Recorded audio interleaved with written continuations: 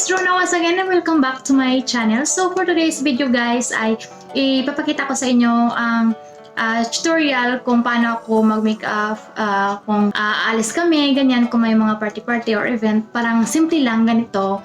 And kung mag-vlog din ako, ganito din yung makeup ko lagi. And then the reason din guys ay i-unbox or review natin yung brushes na last time kung nakikita niyo sa video na ina-unbox ko, na sinabi ko dyan na maggawa ko ng tutorial, makeup tutorial. So ito na yun. So without further ado, let's get started.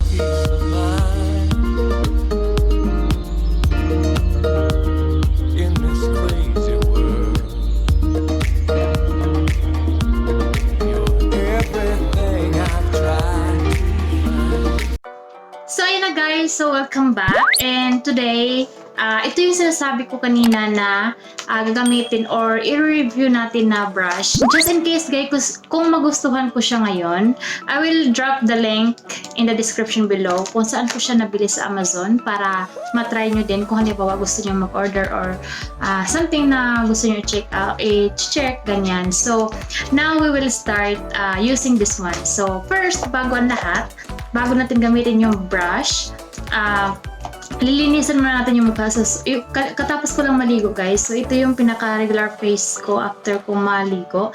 And then, gagamit tayo nito. As you can see, yung L'Oreal na micellar water. Kasi nga, gagamit ako nito para yung mga excess na mga makeup or something na kung halimbawa nag-wear ako kanina ng eyebrows, ganyan. So, tatanggalin natin. So, ang gagamitin ko ay ito. So, cotton.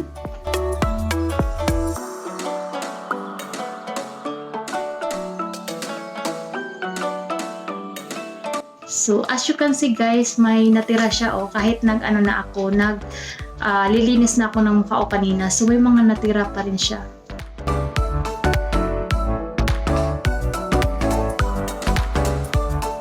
Next naman guys, ay maglalagay tayo ng pang moisturizer ko sa mukha. Nilalagyan ko siya bago ako mag-makeup para hindi dry yung mukha ko.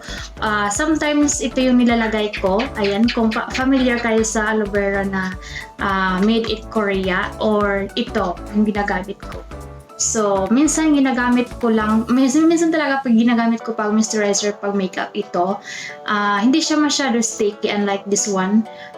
May pagka-sticky siya, so ginagamit ko siya gabi kasi para maganda yung yung kinabukasan kasi parang nagpe-fresh yung mukha mo. Lagyan na natin guys. So, lang natin.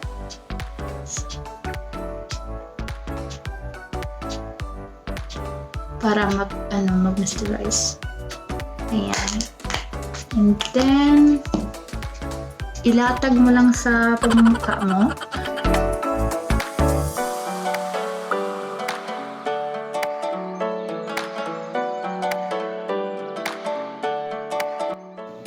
So, ayan guys, dry na siya. Pagkatapos mag-dry, nilalagyan ko siya ng primer para kung just in case lang kung oily face ka. Ako kasi minsan limbawa mainit na mainit, nag-oily ako. So nilalagyan ko siya ng primer, BYF.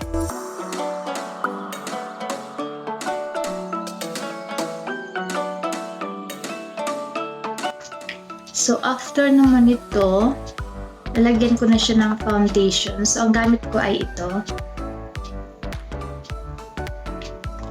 So ito yung brush guys na gagamitin natin.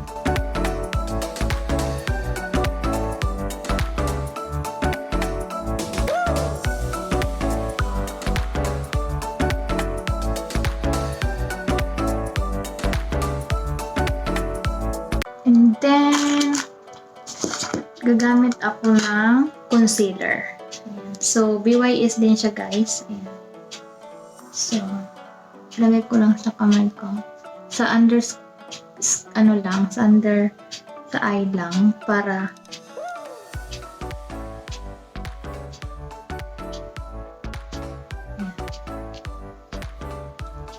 So while we are waiting, maglalagay ako ng maglalagay ako ng eyebrow. So, gamitin ko yung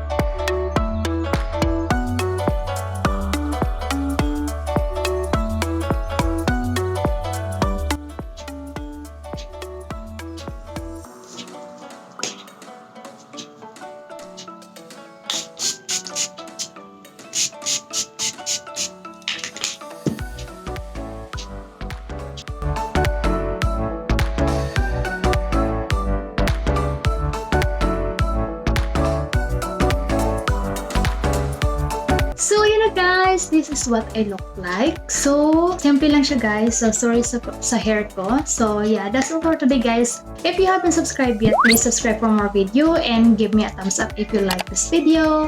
Share and comment down below if you have any comment. And yeah, thank you for watching guys. See you on my next video. Bye for now.